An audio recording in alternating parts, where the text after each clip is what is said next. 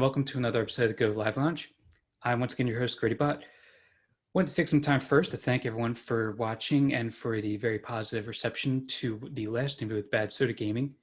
Today we are here with another interview with a streamer who I just came about over the last 4 to 6 months. She is actually my first trip across the border for this interview, my first Canadian. I'm here with ThanksInternet, who is here to talk about her journey up. ThanksInternet, thank you very much for taking the time. How are you doing today? I'm doing great. Thanks, Grady, for having me here. Great. Your handle is ThanksInternet, but I want to get this out of the way pretty quick because I get the feeling we're going to just transition to this seamlessly. You're fairly comfortable with going by your given name, correct? Yes. Mm-hmm. Yeah. I mean, I find it interesting that there are streamers like myself who do go by a handle, and then there are streamers like you who do go by your given name of Candace. Little off topic, but I want to get to that first. How did you come about that decision to just basically put yourself out there like that?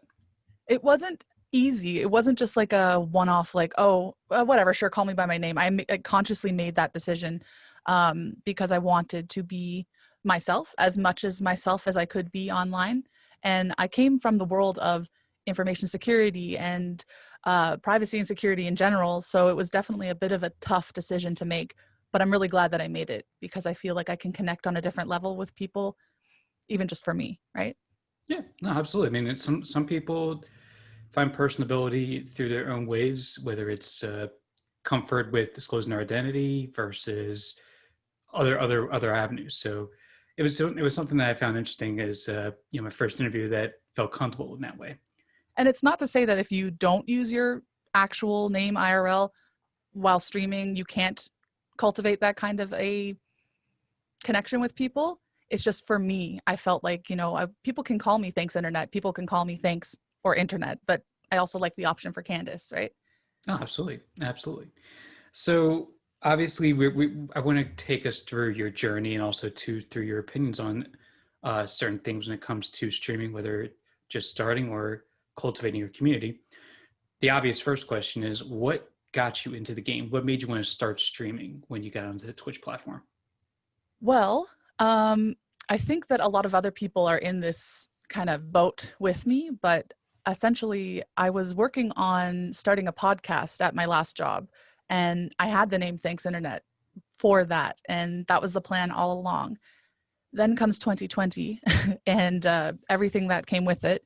So I was laid off at the beginning of the pandemic, and that kind of left me with my hands empty, like what do I do?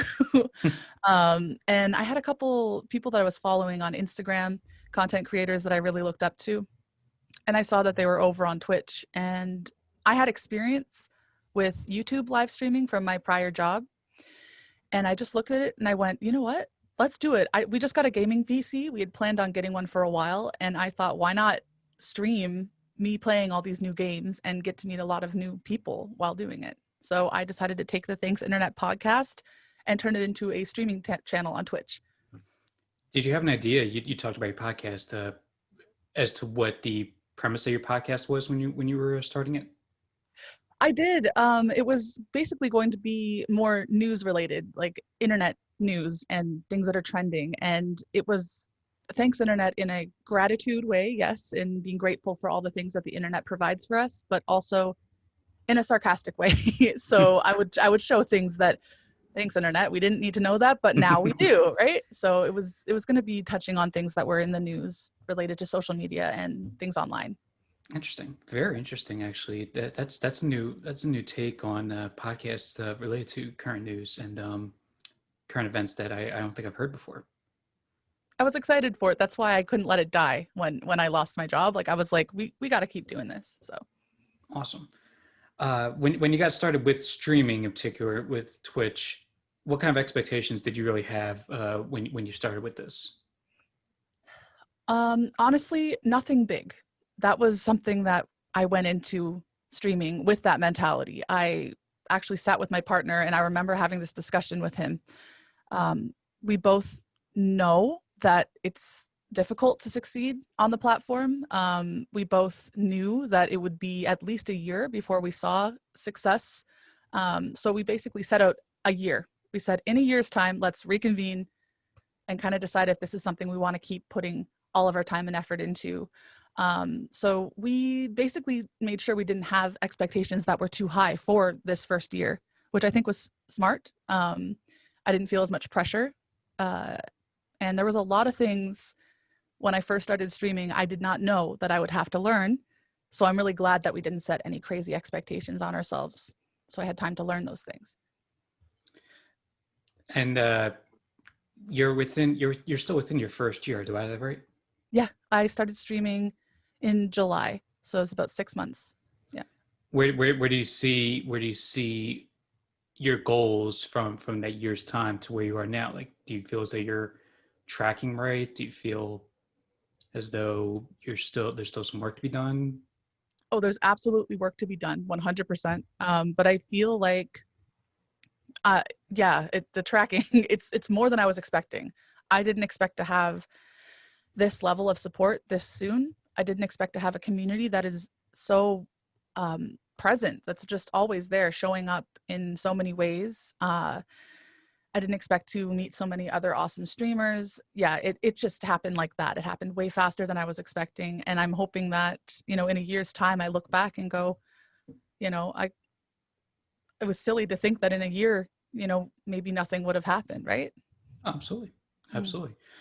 And I've seen your community for the past couple months, and it seems as though it really grew pretty quickly beyond just the concept of viewer gamer, and it felt as though you were really interested in finding out more about your viewers, your community. Uh, was that your original intention? I mean, was there ever a point where you realized that you could do more with your streaming platform than what you originally started out with? I think yes, mostly because someone that I really look up to, actually a couple streamers, they have communities that are kind of different from other communities on Twitch, where they provide these safe spaces, and really, really put effort in with their mods to make sure that people are kind of staying within these parameters to make sure that individuals are safe. So when I saw that, I wanted to kind of model my community after that. Obviously not the same, but I saw it and I knew it was achievable. And I think that's one of the biggest pieces in the support that there is in this community, is that people hopefully feel safe and see that we're all working to make it that kind of an environment for people. What do you see now or back then as the challenges in streaming? Whether it's a tech thing, whether it's a philosophical issue, and how do you go about addressing them? Uh, yeah, there are definitely challenges in streaming. And for me, thinking about that question, in all honesty, getting over myself is probably one of the biggest challenges that I did not expect whatsoever with streaming. I thought that I'm just going to show up, be myself, and if you don't like it, then you can move on to another streamer. It's not that easy. It is competition, whether people want to see that as it or not. On Twitch, it's competitive, and it's hard not to compare yourself to others. It's hard not to constantly worry about things, and I've been working really hard on just getting over myself. Like, just focus on you, focus on what you got going on, um, and don't worry about people who stress me out or suck too much energy. Right. Yeah. um there are a lot. I wrote down a few things that are difficult. Editing. I didn't know that I would have to know how to edit. And you don't have to. You can stream without editing. But it is such an important thing to know if you really want to market yourself and be on social media and, post those clips on TikTok, as well as the technical stuff all around. I have been on social media and the internet my whole life, basically, and I know the ins and outs. I've worked in social media and social media marketing. Technical things were never my area. So showing up and having to learn how to figure out audio, having to mess around with different hardware, programming stuff, like none of that is anything that I knew before, and I had no clue that I would really benefit from knowing that while streaming. I'm trying to think about yeah, okay, sorry. The other No, thing that I was that's fine. I mean, the other, it's very refreshing thing to see someone that admits to an ego, that admits to the idea. Well, I don't know if it's so much ego, but just that a lot of times I've found that people um, tend to try this whole thing with the Twitch platform, with stream platforms, and think all they have to do is press the button and doors are going to open for them. And it's refreshing to see, not just in this interview, but also in others as well, that there is a very large mountain to climb. And I think that's important for streamers to impart that wisdom on those. They're just looking at this as possible, either adventure or a hobby or a job. Mm-hmm. So, Absolutely. Yep. Things like Discord too. Like I did not expect to have a Discord, and you don't have to, again, but I would recommend anyone starting up streaming get a Discord if you can, right? If you plan on having a large community that you'd like to interact with outside of stream. So I had to learn that too, right? Yes. So ego definitely took a big hit, and I think that's good. I think that betters you, right? oh, absolutely, yeah. I mean, it makes us appreciate each step a little more. Mm-hmm. And actually, that was a good transition to my next question. Uh, when you're offline, however how few days that is, how do you maintain your presence in the streaming community, or do you maintain a presence in the streaming community? And Well, Discord is a big one, first of mm-hmm. all. When it comes to my community and even other streamers' communities, I try to be active in their Discord, even if it's just going in and saying, good morning, everybody, and seeing how everyone is doing.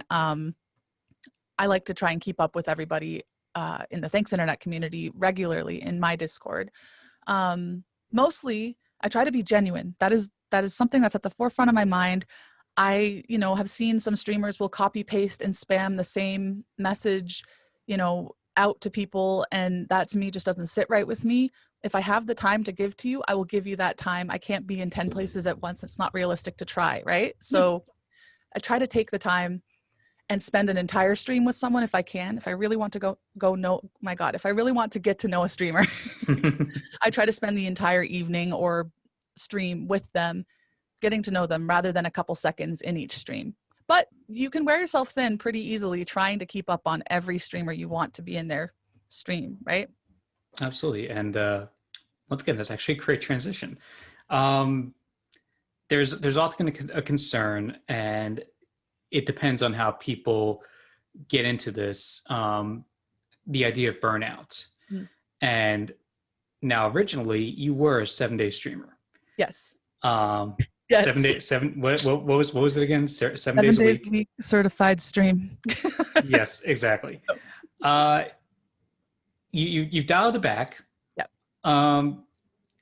Has the idea of burnout ever gotten into your mind? And how do you deal with the possibility of that? Like how do you basically push it out?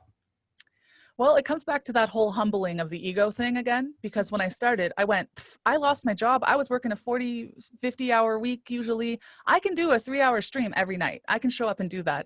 And I had streamers that I looked up to at the time say, maybe step back a little bit. People have tried this. It's exhausting. And I said, I can do it. I like consistency. To be fair, I did do it for a solid 4 months of just straight 7 days a week, but I burnt out. I did. I experienced burnout.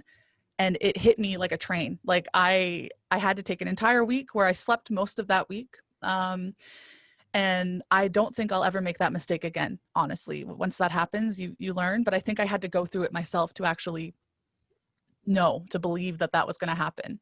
So I learned a lot streaming 7 days a week. That's kind of why I did it, because it was like this immersive experience for me. But I hit a wall. And I think a lot of people would in that scenario, right? I feel like a lot of people when it comes to creating something like a stream personality or a job like this, there's some kind of trial and error that happens, whether it is the consistent scheduling 7 days a week, whether it is the concept of trying the 24 hours and 48 hours or whatever it is. You try something, I feel like, that is so far out of your comfort zone. Basically, it's like putting your hand on a burner just to realize that it's hot. You had to touch it. Yep. Yes. You hear all the time about people suffering a negative consequence, but you don't believe it until you actually experience it yourself. Mm-hmm.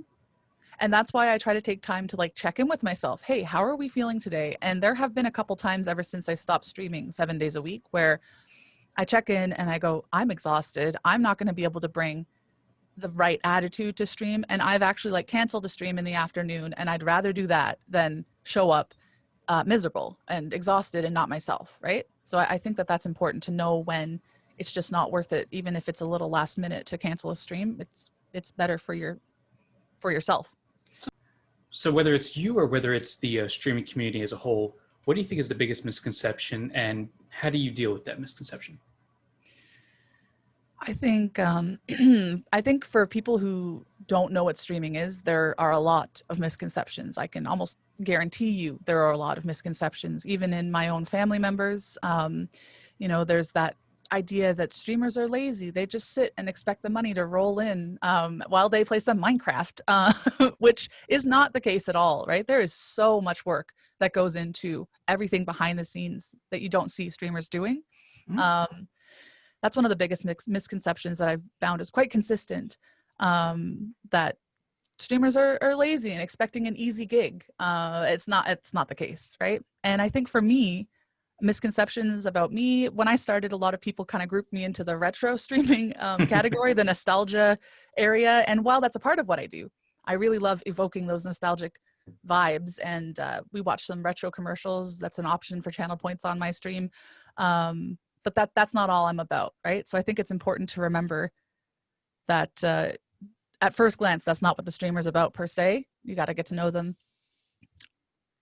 all around. If I could ask you too, by the way, the thing I find interesting about your channel and your streams is you really do fall back on the retro, and I'm not just talking just with games, but retro pop culture references, things like that.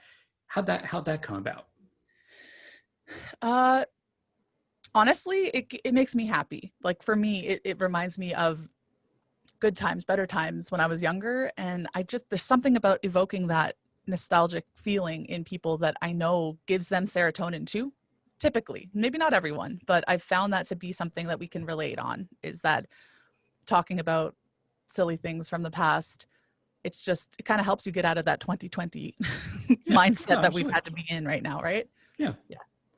that's interesting. I mean, yeah, like I said, it was very refreshing to get into your stream and just see that it's a different it's a different streamer that's looking back that far, honestly, before concept of streaming was even an idea.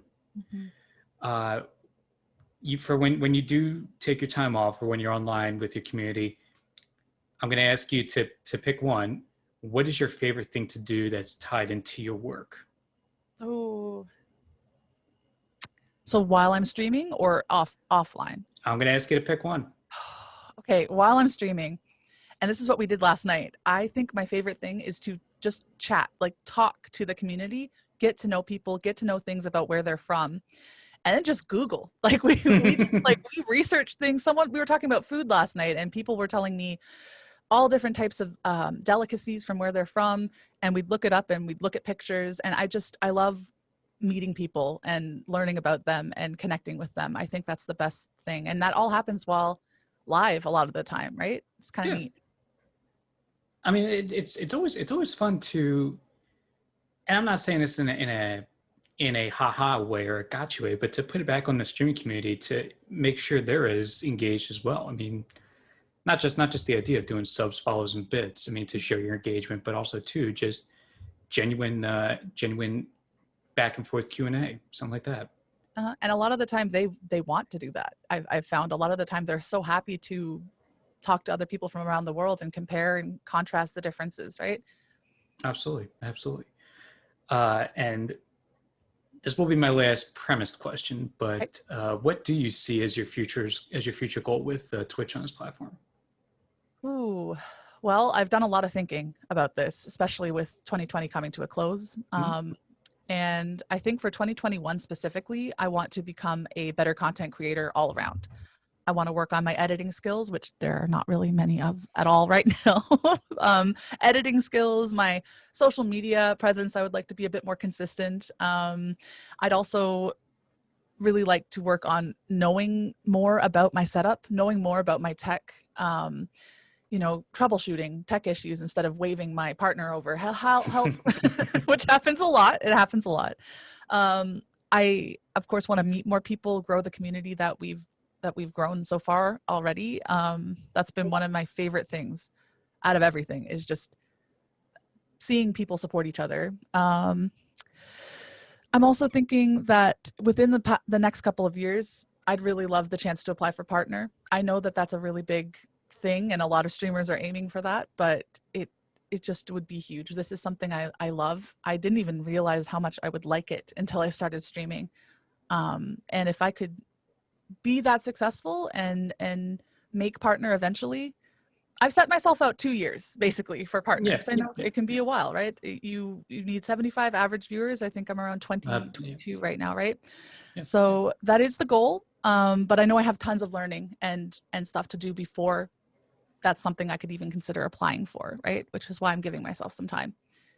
Well, self-realization always helps with, basically just pacing out those goals. I always see. I mean, and sometimes for people that are looking at that partnership, I mean, thankfully they have more of a, by the time they hit affiliate, they have more of an idea as to the length and breadth of how long it's going to take to get those goals, or they have a general idea. Yeah. So, I mean, no, I wish you the best with that. I mean, if I can ask you, what advice would you give to those who are looking at something like this as potential future? Oh, that's a big question. I've got lots of advice, to be honest with you. But I'll give you more than one point after the last question. Okay. Essentially, be ready to be on social media, first of all. If a lot of people know this already, but I'm not sure if people know the magnitude. Like, it is expected really to keep everybody in the loop, right? And now there are some streamers that don't have Instagram, some streamers that don't have Twitter. Know what you want to do, know what platforms you're comfortable with and which ones you want to learn or which ones you just want to stay away from. I think that's big. When it comes to tech and stuff, start learning. Obviously, it's going to be tough, but audio is more important than people seem to think. I think that's a really big key thing that I've learned. Starting out, make sure your audio is crisp. And test everything. Oh my God, test everything. Before you go live, test every single piece of equipment that you have, because I've learned the hard way. The thing is, I learned a lot from other streamers when I started, and like, I can't discredit them. Like, I learned a lot, and I love being able to help newer streamers. So that's why this question is important to me, right? Absolutely. For me, now this is something that some people, it's common sense. Other people don't think about it, but a starting soon scene, is really helpful for nerves. If you're nervous about going live, put up a starting soon and people can come in. You can talk over it if you're nervous about putting that camera up. That was a really good tip that someone gave to me when I first started and helped me a lot, honestly. Learn how to mod. That's a really, really good tip. I had no clue about mod view. It happened. I didn't have my one mod at the time when I first started. I had someone come in and start trolling, and I didn't know how to ban them. So, I'm here Googling ban on Twitter. It was embarrassing. And I'm thinking I should have learned this before I started. So for a newer streamer who doesn't maybe have a team of mods yet, definitely learn yourself how to mitigate any of those issues and trolls. I mean, it's all great advice. I mean, we're just trying to basically create that bridge, impart that knowledge onto those, who will hopefully be more grateful with it. So, Candace, I want to thank you very much for taking the time to speak to me about this. We will be posting this interview along with Candace's social media contacts in the description below.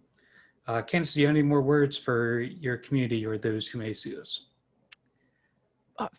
Thank you, first of all. Thank you for the people that have been there for me. Thank you, Gritty, especially. Thank you to you for supporting me and having me here and putting together all these awesome questions and looking to help people starting out on the platform.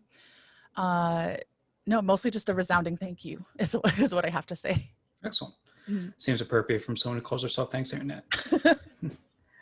Canadian. That's it. Exactly. Right? So. Thank you everyone for watching. Though, if you like this, please feel free to leave a thumbs up, subscribe, feel free to leave a comment. We will be back with the fourth episode of the Go Live Lounge in the near future. Thank you all very much for watching and have a pleasant evening.